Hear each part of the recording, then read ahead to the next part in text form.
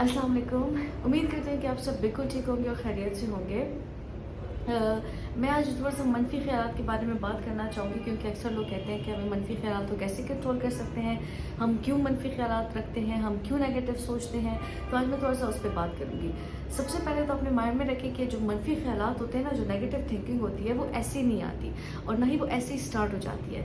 हमारा जो ब्रेन है ना, वो बेसिकली उसके ऊपर प्रैक्टिस कर रहा होता है, कर रहा होता है, कर रहा होता है, और हमारा जो एक ऑटोमेटिक सिस्टम बन जाता है माइंड का, कि हम ऑटोमेटिकली नेगेटिव सोच रहे होते हैं। चाहे कोई अच्छा भी हो जाए, हम उसमें भी नेगेटिव चीज़ों को अट्रैक्ट कर रहे होते हैं। चाहे कोई कहीं पे कोई सिचुएशन हो जाती है, उस पर भी मेरा ध्यान नेगेटिव चीज़ों की तरफ होता है। तो बेसिकली ये जो चीज़ है, ये हमारे पास क्या होता है कि हम इसकी प्रैक्टिस कर रहे होते हैं, कर रहे होते हैं, और ये नेगेटिविटी की तरफ बहुत ज़्यादा आगे चली जाती है। ठीक है, तो बेसिकली जो मनफी ख्यालात होते हैं, ये ऐसे नहीं आते। सबसे पहले जो एक सोच होती है ना, वो 3 जगहों से आती है। अक्सर मैं बताती हूँ 3 जगहों से। एक तो माहौल से आती है, जो भी सोच होती है। दूसरा आपके बचपन से आती है, क्योंकि बचपन से हमारे दिमागों में कुछ सोचें बिठाई गई होती है, कुछ चीज़ें फिक्स्ड कर दी गई होती है। ठीक है, और जो तीसरी सोच है ना, तो वो हमारे पास आती है हमारे पर्सनल एक्सपीरियंसेस से, मतलब हमारे ज़ाती तौर के तजुर्बात से आती है। तो ये एक सोच इन 3 जगहों में से किसी भी जगह से आ सकती है। फॉर एग्जाम्पल, अक्सर जैसे मेरे पास जो मेरे क्लाइंट्स होते हैं, अगर वो कभी रो लेते हैं मेरे सामने, तो उनको ये चीज़ होती है, उनको गिल्ट होता है, फिर मुझे मैसेज करते हैं, या फिर अगली बार जब सेशन में आते हैं तो बहुत गिल्ट में होते हैं कि हम तो आपके सामने रोए थे, मैं तो रोया था आपके सामने। क्यों? क्योंकि उनके दिमाग में अब ये सोच क्यों आई, दैट इज़ मनफी ना, दैट इज़ नेगेटिव। ये सोच उनको क्यों आई है? क्योंकि उनके बचपन से उनके दिमाग में ये बिठाया गया है कि लड़के रोते नहीं है, मर्द रोते नहीं है, और वो चीज़ उनके दिमाग में फिक्स्ड कर दी गई है। अभी कुछ भी होता है, नहीं मर्द रोते नहीं है, बहुत भी इमोशंस भरे हो, नहीं मर्द रोते नहीं है। तो ये जो सोच है ना, ये इन 3 में से फॉर एग्जाम्पल चाइल्डहुड से आई है, बचपन से आई है।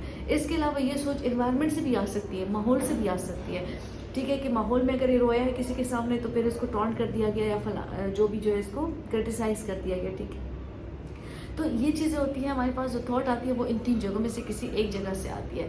फिर यही थॉट पे अगर आप इसको प्रैक्टिस करते हो, ये आपका एक यकीन बन जाता है। फर्स्ट स्टेप तो ये है कि थॉट आती कहाँ से है, फिर उसी पे आप जब जिससे भी आए, चाहे वो एनवायरनमेंट से आए, चाहे वो आपके पर्सनल एक्सपीरियंसेस से आए, या चाहे वो आपके बचपन से आए, उसी थॉट को आप प्रैक्टिस कर रहे होते हो, कर रहे होते हो, कर रहे होते हो, वो आपका एक यकीन बन जाता है। और उस यकीन के ऊपर जब आप मजीद चल रहे होते हो, चल रहे होते हो, वो आपका पुख्ता यकीन बन जाता है, जिसको हम कहते हैं बिलीफ सिस्टम। जब वो आपका बिलीफ सिस्टम बन जाता है, वो थर्ड स्टेप पे, तो वो बिलीफ सिस्टम दो तरफ से निकलता है, या तो पॉजिटिव की तरफ जाएगा, या तो नेगेटिव की तरफ जाएगा। अगर आपकी सोच जो है वो पॉजिटिव है, मतलब जो नीचे 3 जगहों से सोच निकली है ना, अगर तो वो सोच पॉजिटिव है, तो डेफिनेटली आप ऑर्डर की तरफ जाएंगे। आपका जो बिलीफ सिस्टम होगा वो ऑर्डर की तरफ जाएगा, मतलब आपको कोई बीमारी नहीं होगी, आपको कोई थॉट डिसऑर्डर नहीं होगा।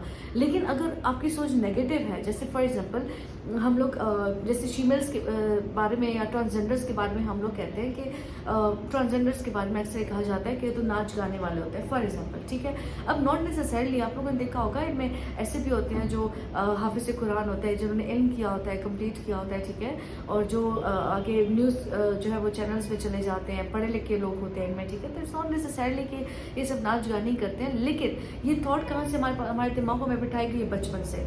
तो हम कहीं पे भी देखते हैं नाच गानों वालों को, कहीं पे भी हम इनको देखते हैं, हमारे दिमाग में वो थॉट आने शुरू हो जाती है। अभी बचपन से हमें फीड कराई गई है ना, बार बार हमें ये चीज़ खिलाई गई है कि ये तो ऐसे ही है, तो ऐसे ही है, तो ऐसे। For example, just giving an example. ठीक है, अब ये थॉट हमारे दिमाग में फिक्स कर दी गई है। अब इसी थॉट के ऊपर हम चल रहे हैं, तो डेफिनेटली हमारे पास डिसऑर्डर की तरफ जा रहे हैं। डिसऑर्डर की तरफ क्यों? कहीं पे मेरा आमना सामना होता है, फॉर एग्जांपल, तो मैं जो है ना थोड़ा सा साइड पे हो जाती हूँ। कहीं पे मेरा आमना सामना होता है, मुझे खौफ आना शुरू हो जाता है। यहाँ पे मैं उनको उसी नज़र से, उसी परसेप्शन से, उसी नज़रिए से देख रही होती हूँ, जो नज़रिया मेरे बचपन से बनाया गया है। समझ आ रही है ना?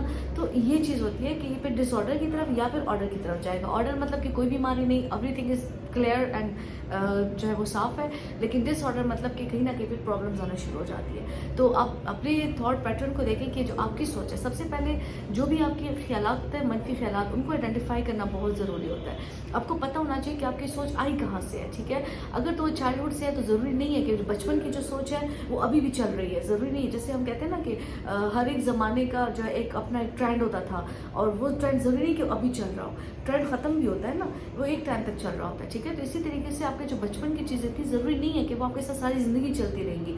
चाहे वो मायूसी थी, चाहे वो आपका इन्फीरियॉरिटी कॉम्प्लेक्स था, एहसास कमतरी थी, चाहे वो आपका खामोशीपन था, चाहे वो आपका इंट्रोवर्ट पर्सनैलिटी थी, वो ज़रूरी नहीं कि वो कंटिन्यूसली चलती रहेगी। हाँ, आप उसको प्रैक्टिस करेंगे तो वो चलती रहेगी, लेकिन अगर आप उसकी प्रैक्टिस कम कर देते हो तो फिर वो नहीं चलेगी, वो ख़त्म हो जाती है वो चीज़ वहाँ पे। तो अपने सबसे पहले अपने थॉट को आइडेंटिफाई करना है कि आपकी थॉट आई कहाँ से।